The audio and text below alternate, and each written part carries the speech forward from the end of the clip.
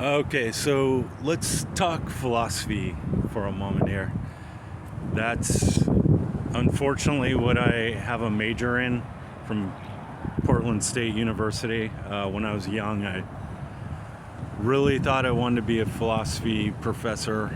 But anyway, at that school, Portland State, I had a class on Friedrich Nietzsche, and you can't talk about Nietzsche without talking about Arthur Schopenhauer, another German philosopher. So, one really great point that this professor had brought up. So, this isn't my analogy or my thought, but I'm just reflecting on it because I think it's an important piece of information for anybody to know. The professor basically brought up how if you watch the movie The Thin Red Line, which has like 20 star actors in it, some less known, some more known, like George Clooney. It's like every character in that movie is some famous Hollywood star.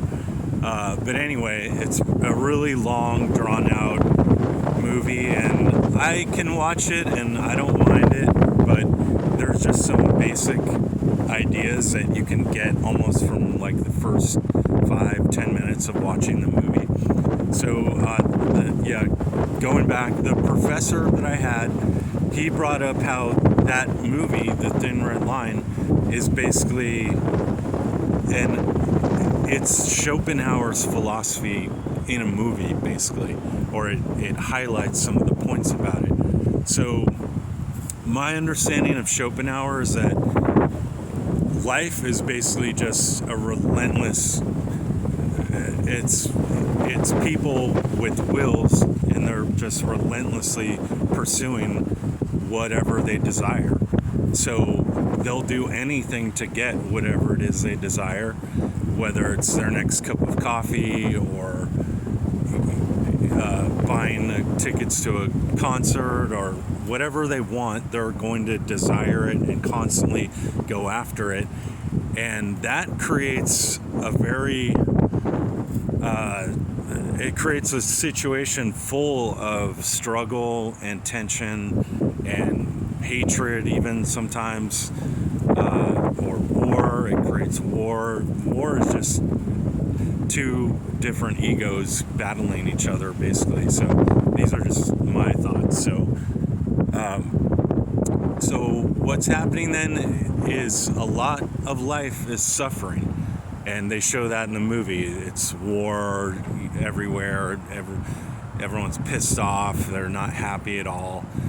And for Schopenhauer, you can find some relief from life itself, by engaging in something simple. Like in the movie, Jim Caviezel is basically AWOL from the military, and he's just, I guess, hanging out with this tribe on an island, and they're singing and dancing, and they're not engaged in any kind of activity where they gain something by whatever they're doing. They don't gain money by just being around their family. They don't gain success or happiness. Scratch that happiness. That they do get happiness from what they're doing, real happiness, actually.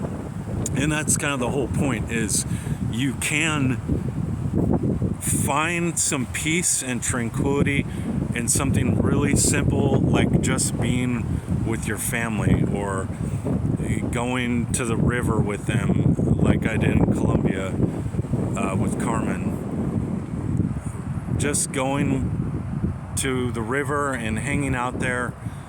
Maybe you have some food or whatever, but you don't really need anything else. And so that character in the movie is kind of living out. It's right in the beginning of the movie, so right away you see how that's an idea of Schopenhauer's. Look at this guy. He's actually what people would call happy right now. He went AWOL from the military, so he gave the middle finger to the man and the system, and he's just hanging out.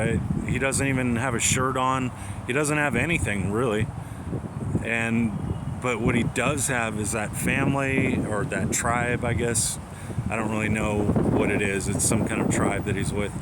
And it's just the kids playing, and that's enough. And that's happier than almost anything you can imagine. And for Schopenhauer, it's art too.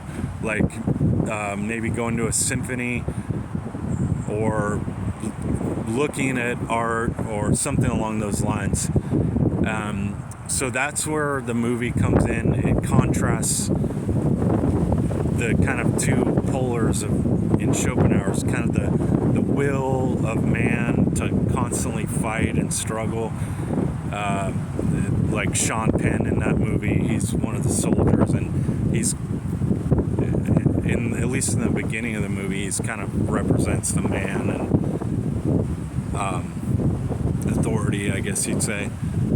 But it's a whole nother video probably. But that seeking of peace by kind of escaping from life, or just leaving it behind in a sense, that's what Nietzsche couldn't stand. Even though, I'll just make this point really quick, even though escaping is exactly what Nietzsche did his whole life.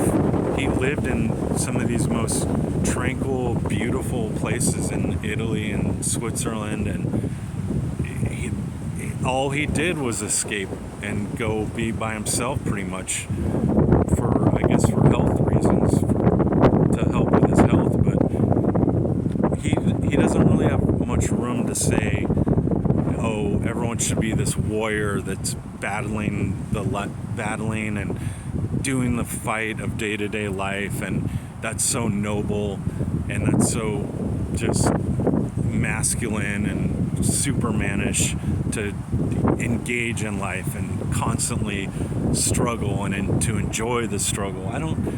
I personally don't agree with that at all. I agree more with Schopenhauer, where the moments in my life where I have kind of left the world behind, those are the times when I've been most happy. I even lived in Hawaii for 2 years in a van in Oahu with a surfboard, and I would cook all the time just on a propane stove, and I was happy. I was really, really happy looking back on it, because I didn't have anything really. I worked and I had a job, and so those would be the times when I still would kind of engage the world. But other than that, being out on the ocean, and just, it's not making money or shooting to be famous or success. I was just out on the water or on the beach or whatever, and I felt happy. I really did. And the few times, 4 or 5 times I've gone to Colombia in South America, when I've done that, when I've just kind of been with family down there and disengaged, I felt so much more at peace myself. So that's the Thin Red Line story and the Schopenhauer analogy with it. It all stems back to, I can't remember his name, but it was a professor I had who taught Nietzsche at Portland State, and it was Heidegger too, was I think his other specialty. So yeah, that's a really important lesson, I think, that contrast. It's an important lesson, and that's why I'm putting it here on the channel, because really, if you think about it, that's kind of the essence of what everyone's shooting for, is real deep happiness that I don't know, you can't buy it. There's no way you can buy it. So that's what's really beautiful about it.